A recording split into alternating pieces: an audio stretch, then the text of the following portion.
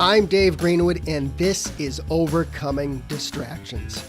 If you are an adult with ADHD, a busy professional, an entrepreneur, a high achiever, or just need some strategies to navigate your adult ADHD, you're in the right place. Who am I? I'm an entrepreneur with ADHD and the author of 2 books, Overcoming Distractions and Overcoming Burnout. I coach and mentor people just like you, and together we navigate the ups and downs of adult ADHD. From getting out of our own way to helping people just like you thrive in the workplace. That's what I do. Want more info on working with me? Hit overcomingdistractions.com. Ready? Let's get to today's podcast.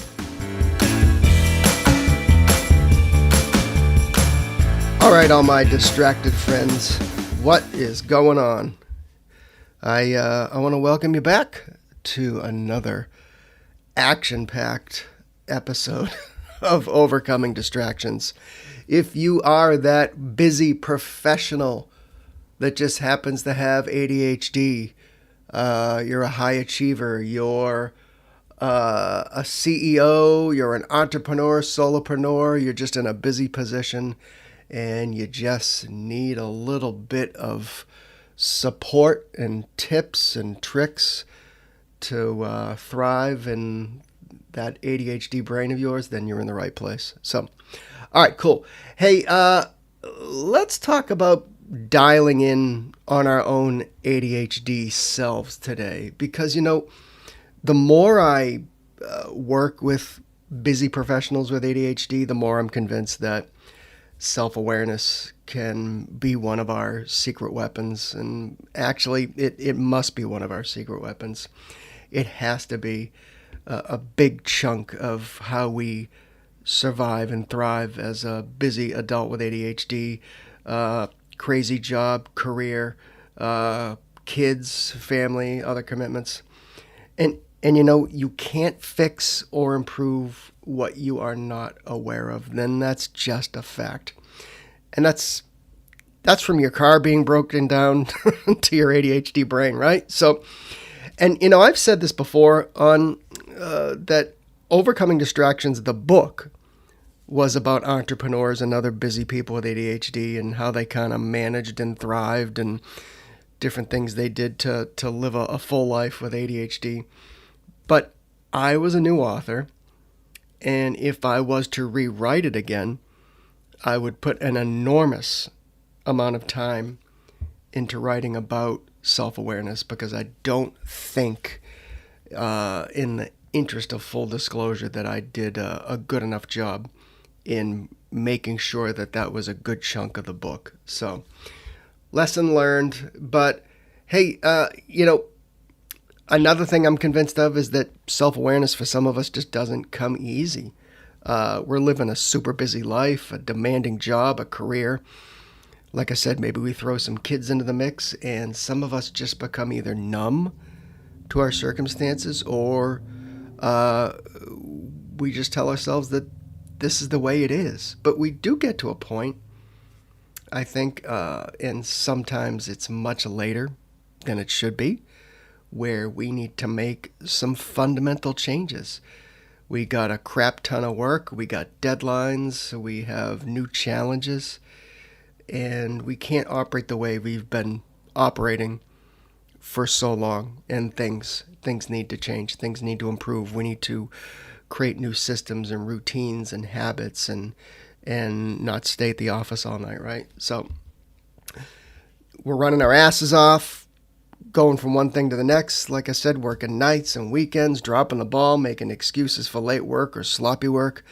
But if we just took some time for some self-awareness and looking inward, we might find some long sought-after answers to many of our challenges.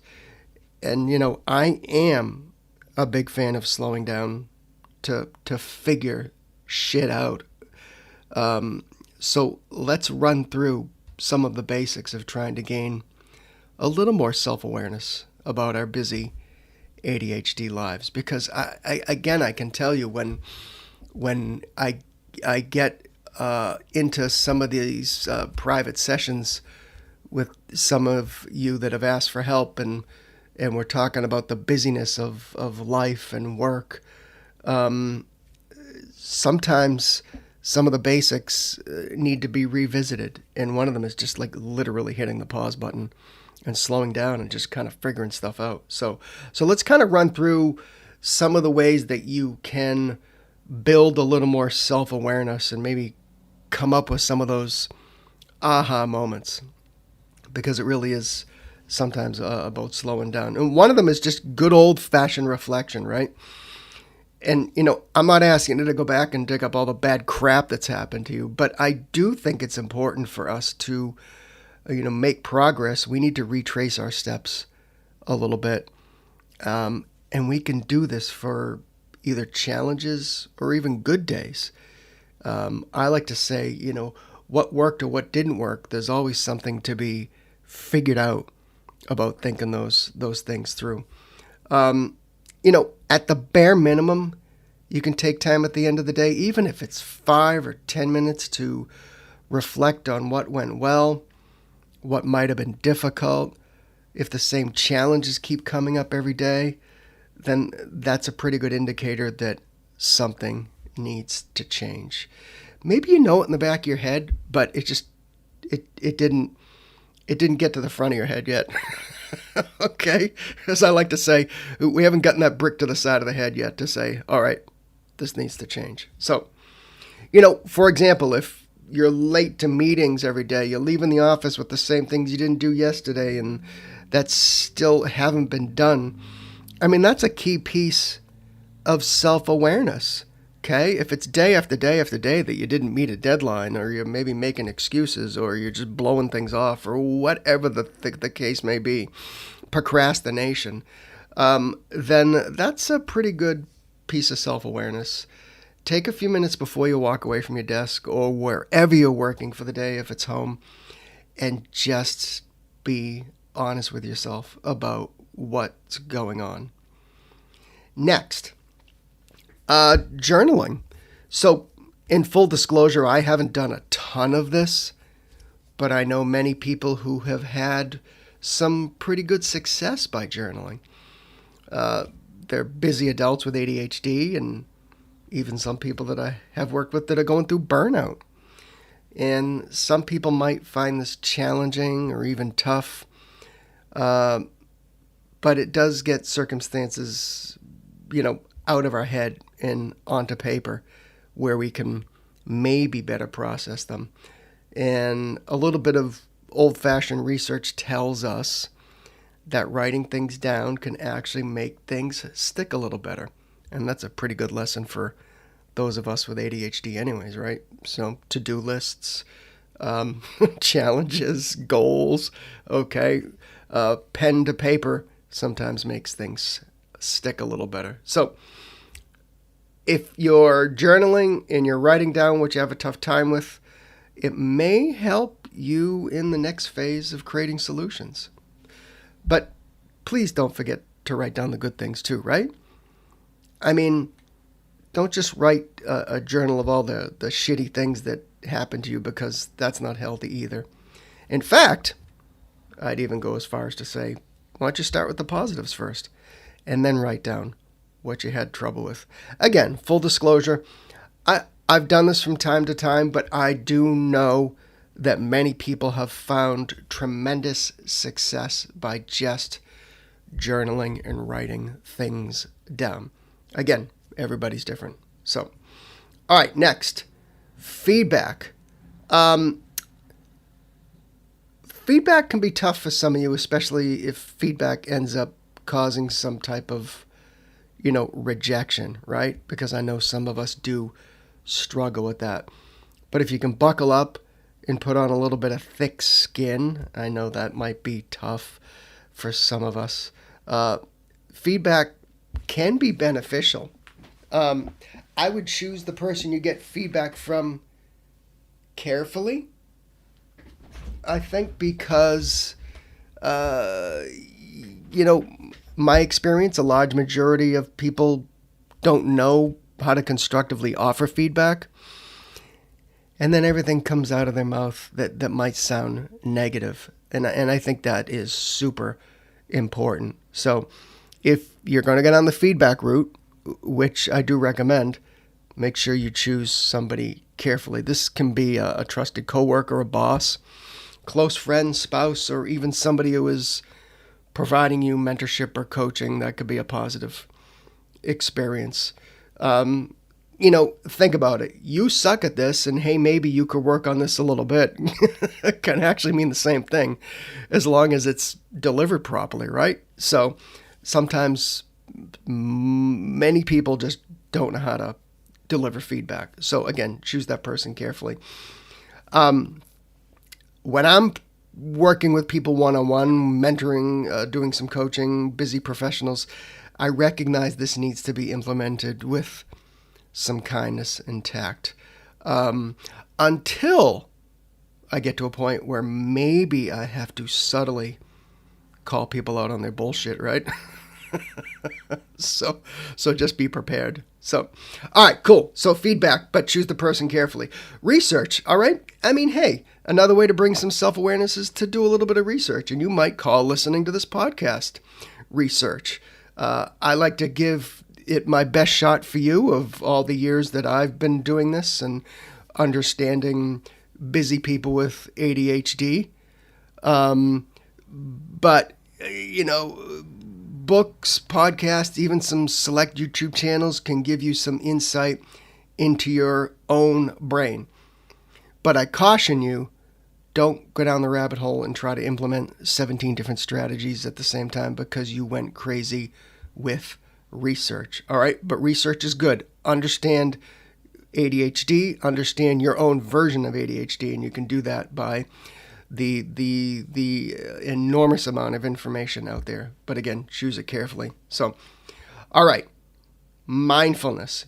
You don't have to sit on top of a mountain to implement some type of mindfulness in your life. But what I will say is, again, when you take time to chill out and slow your brain down, you really begin to answer some things for yourself. And, we've talked about this maybe a million times in the podcast, but I can't emphasize enough implementing a little bit of mindfulness. Again, slowing your brain down just even a little bit, all right? 5-minute meditation on Spotify or wherever you stream music or something. Get that 20-minute walk in. Again, I can't tell you how many people that when we get working that they haven't even taken a basic 20-minute walk. I can tell you it's a game changer. I know it sounds so simple. I've said it 1,000 times. Okay? Go sit on your deck. Have your morning coffee. Or if you like a nice cold beer, after work, go sit on your deck, have a nice cold beer, what have you, ginger ale, glass of water, whatever you enjoy. Go to a coffee shop and read a book if you can. Just find a way to slow down because answers start to surface when you do. All right, next, regular check-ins with yourself. I think you'll find success if you just have a regular meeting with yourself. And again, some people have a little bit of challenge with this, or maybe they just didn't think of it. I have a Monday morning meeting with myself, and I've done this for years. It allows me to stop and see what's on the schedule for the week and see if there's anything missing that I might need. And you can also see if there's any obstacles to having a good week, such as being double booked for meetings, which I know a lot of you have talked to me about that just keep coming up in your work. Not having clarity on certain projects, or maybe you just don't have the information you need from a coworker to actually do your job.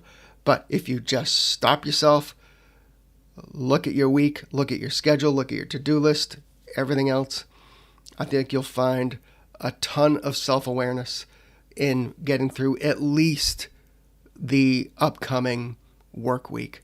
Some people do this on Friday afternoon. Some people do it on Monday morning. I don't care. The point is, stop, regular check-in. It's a big piece of self-awareness. All right, next, adapting. Circumstances change, all right? It is what it is. We're adults with ADHD. But you don't have to be you don't have to be someone with ADHD to understand that the world changes around us, right?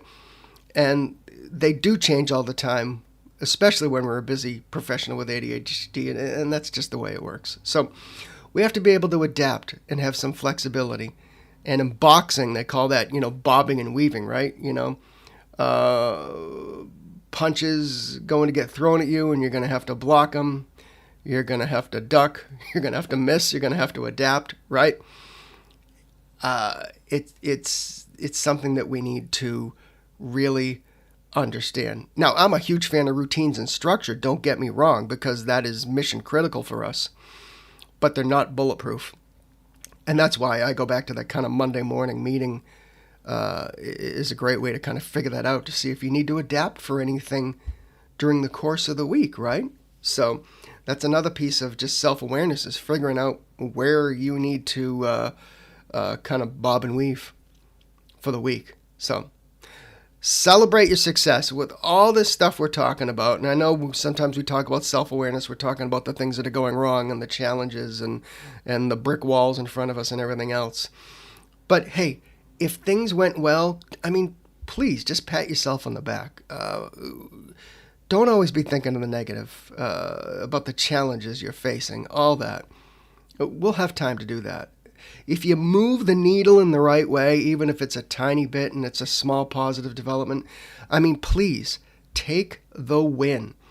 Don't always live in the negative. Don't always be dwelling on the things that are challenging you or getting in the way, or things that are going wrong in your career or what have you. Celebrate the positives. Find some way. And you can go back to journaling, when we talked about maybe the first thing you do when you open up your journal, whatever it is to just kind of write down some positive things. Don't always live in the negative. All right, next, get the support you need. You'll read all these articles about how when somebody hires a coach, that the person being coached has all the answers, and I think that's only half true. I think a lot of times people gain a lot of self-awareness through someone asking them the right questions, but also planting a few seeds. And I know when I work one-on-one with people, I do offer my ideas on how they can improve their challenges. Do they always work? No, but that's the process of trial and error, is trying to kind of figure out what works and what doesn't work. But also, like I said, maybe just planting some seeds as to how they might be able to tackle a certain challenge or situation or thing that's troubling them. And oftentimes, when I'm working with somebody, I hear, oh my God, I never thought of that. and I'm thinking to myself, I didn't think it was that profound, but hey, if it works and it's going to help you kick some ass, then hey, take it. We'll both take the win, right? It just takes a little bit of back and forth, and oftentimes somebody mentoring you or guiding you can help you establish a lot of self-awareness by asking you the right questions, and that's the process. It gets you thinking. So if you're stuck in a certain place and maybe you've listened to podcasts, maybe you've read some books, you still need somebody to be like a sounding board, then you just need to find the right person to actually mentor you and kind of help you come up with that self-awareness, and by doing so, those solutions to kind of smooth things out, get things done, stop procrastinating, meet deadlines, be happy, be less stressed out, not work all night and all weekends, okay? Have better relationships with your coworkers and your clients and other people. So just find the right person that's a good match. All right, cool. If I am that person, I would love to chat with you. Hit my website, overcomingdistractions.com. Right on the homepage, just book a quick chat with me. And if you're having some challenges, then I would love the chance to help you if we're a good fit. All right, gang. See you next time.